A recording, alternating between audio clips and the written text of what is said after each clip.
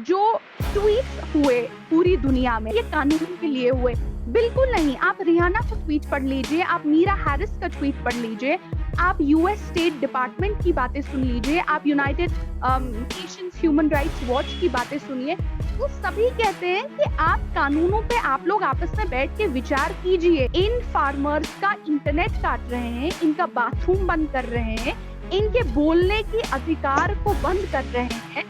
और right to assembly जो है वो आर्टिकल 19 में अगेन एक फंडामेंटल राइट है। आप इनका पीसफुल प्रोटेस्ट करने का अधिकार छीन रहे हैं।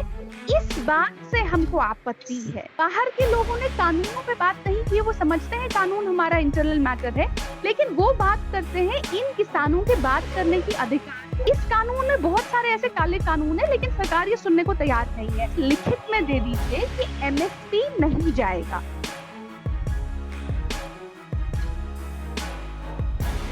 ट्विटर वॉर की बात करते हैं तो अब जो स्पाइनलेस लोग थे वो अचानक से स्पाइन उनका दिखाई देने लगा है। भक्त वर्सेस रियाना के ट्वीट के बाद एक भूचाल आ गया है।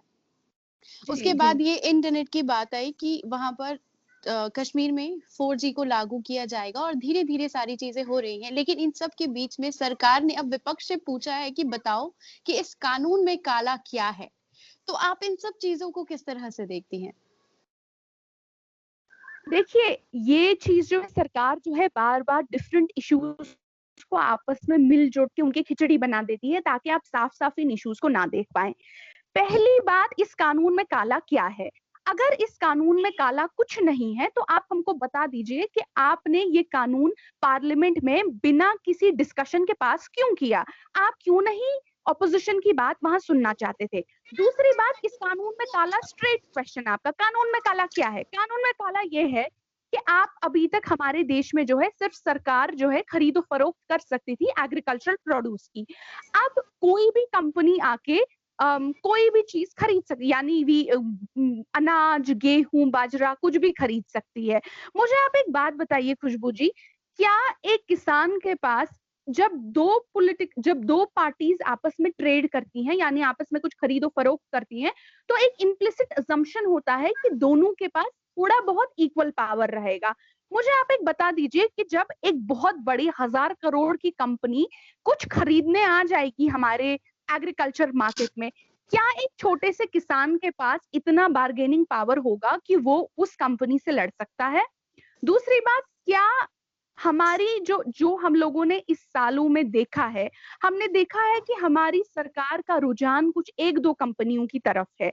क्या सरकार हमें ये गारंटी कर सकती है कि ये एक दो कंपनियां जो हैं एक मोनोपोली क्रिएट नहीं करेंगे? ऐसी मोनोपोली क्रिएट नहीं करेंगे जिस मोनोपोली क्रिएट करने की वजह से कल को वो एक किसान का जो उसके आलू 1 रुपए का भाव दे रहे हैं उसको 1 किलो का, और मोनोपोली होगी और किसान कहीं जा नहीं सकता। इसी वजह से हमारे जो किसान भाई हैं उन्होंने हमारी सरकार से कहा, देखिए आप कुछ भी करिए, हमको बस लिखित में दे दीजिए कि एमएसपी नहीं जाएगा।